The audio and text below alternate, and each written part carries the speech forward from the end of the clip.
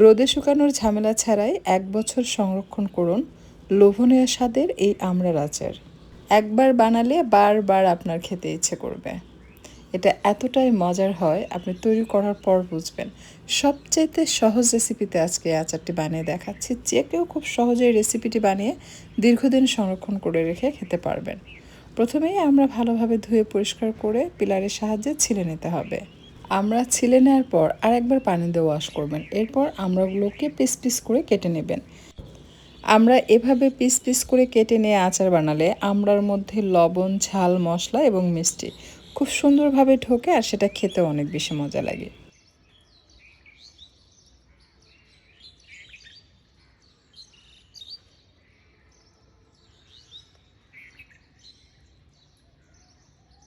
প্রথমে বানিয়ে নিচ্ছে আচারের মশলা। এর জন্য বেশ কয়েকটি শুকনো মরিচ খোলায় টেলে নেবেন।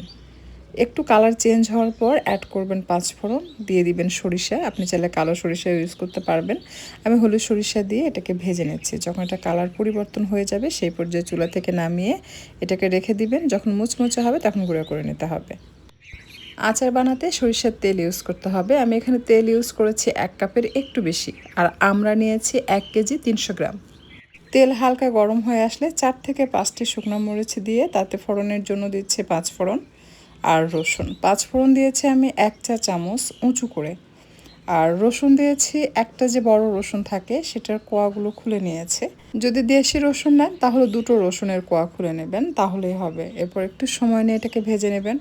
যখন দেখবেন যে হালকা একটু রসুনের কালার চেঞ্জ হয়েছে বা শুকনো মরিচটা একটু ভাজা ভাজা হয়েছে, সেই পর্যায়ে অ্যাড করতে হবে আমরা। আর সেই সাথে দিয়ে দিচ্ছি পিঙ্ক সল্ট, সামান্য বিট লবণ, সাদা লবণ। আমি ৩ ধরনের লবণই এখানে ইউজ করেছি। আপনারা চাইলে যে কোনো এক ধরনের অথবা ২ ধরনের লবণ ইউজ করতে পারেন। কালারের জন্য সামান্য হলুদের গুঁড়া দিয়েছি, আর ঝালের জন্য মরিচের গুঁড়া দিয়েছি ১ চা চামচ।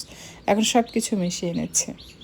আপনাকে যে পিঙ্ক সল্ট দিতে হবে এমন কোনো কথা নেই, আমার বাসায় ছিল। আমি ৩ ধরনের লবণই এখানে ইউজ করেছি, বাট অবশ্যই বিট লবণ ইউজ করবেন। আচারে বিট লবণটা আবার খুব ভালো যায়, আর সাদা লবণটাও দিবেন।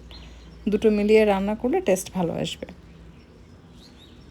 এই সময় মশলার সাথে আমরা বেশ কিছু সময় ধরে কষিয়ে নিতে হবে, যেন মশলাগুলো আমড়ার সাথে খুব ভালোভাবে মিশে যায়।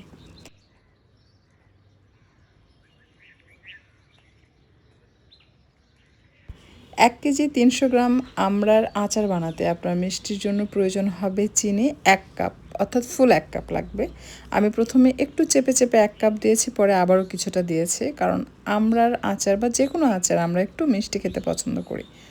অনেকে আছেন টক মিষ্টি ঝাল খেতে পছন্দ করেন, তারা চাইলে চিনি জাস্ট চেপে চেপে ১ কাপ দিবেন, তাহলেই আপনি টক মিষ্টি ঝাল দুটোই টেস্ট পাবেন।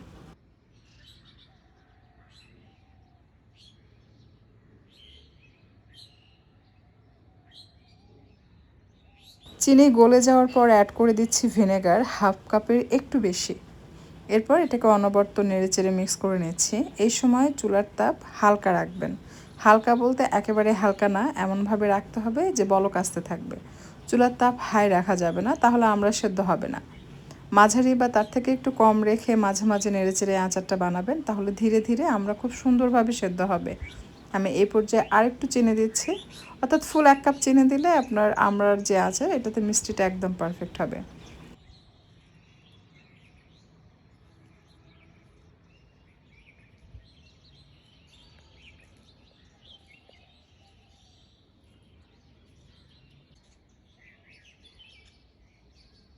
আমাদের আচার কিন্তু প্রায় হয়ে এসছে। চুলা থেকে নামানোর ঠিক ২ থেকে ৩ মিনিট পূর্বে আপনারা ভাজা মশলা গুঁড়ো অ্যাড করবেন। এটা হচ্ছে আপনার ১ টেবিল চামচের একটু বেশি, আর অবশ্যই চাট মশলা দিবেন ১ টেবিল চামচের একটু বেশি, উঁচু করে দিবেন। তাহলে দেখবেন এই আচার খেয়ে এতটাই মজা পাবেন, ট্রাস্ট মি। আপনি এটা বানানোর পর এটার স্বাদ আপনার মুখে লেগে থাকবে। এই মশলা অ্যাড করার পর খুব বেশি সময় চুলায় রাখার দরকার নেই। জাস্ট ২ থেকে ৩ মিনিট রেখে ভালোভাবে একটু বলক আসলে নামিয়ে খেয়ে দেখবেন, এটার স্বাদ আপনি ভুলতে পারবেন না। তো এটা আসলে বেশি দিন সংরক্ষণ করে রাখা যাবে না। যদি চান যে আচারটা বেশি দিন সংরক্ষণ করতে, তাহলে হালকা তাপে বসিয়ে রাখবেন। ধীরে ধীরে গ্রেভি টেনে যাবে এবং তেল আর হচ্ছে আপনার যে আচার সেটা সেপারেট হয়ে যাবে। আপনার ভিডিওতে লক্ষ্য করলে দেখতে পাবেন, যখন বেশি সময় ধরে এটাকে কুক করবেন তখন এটা কালারও চেঞ্জ হয়ে যাবে। তো এই আচারটা আপনি আবার বছর জুড়ে রেখে সংরক্ষণ করে খেতে পারবেন। আপনি চাইলে নরমাল ফ্রিজে সংরক্ষণ করে রেখে দিতে পারবেন। যেদিন অথবা যখন আপনি খাবেন তার আগে ফ্রিজ থেকে আচার বের করে একটু রোদে দিবেন। 2-4 ঘন্টা রোদে দিলে আচার যখন গরম হয়ে আসবে ওই আচারটা খেয়ে দেখবেন, তখন আবার ওই আচারটা খুব ভালো লাগে। এভাবে রেখে খেলে আবার আচার নষ্ট হবে না, আপনি ইজিলি 1 বছর পর্যন্ত রেখে খেতে পারবেন। সো আজকের কথা বাড়াচ্ছি না, বিদায় নিচ্ছি। আর আপনাদের সকলের সুস্বাস্থ্য কামনা করছি। বাসায় যদি রেসিপিটি ট্রাই করেন আপনার কাছে কেমন লেগেছে অবশ্যই কমেন্ট করে জানাবেন। যদি 1 বছরের জন্য আপনি আচার বানাতে চান তাহলে অবশ্যই বেশি করে আমড়ার আচার বানাবেন।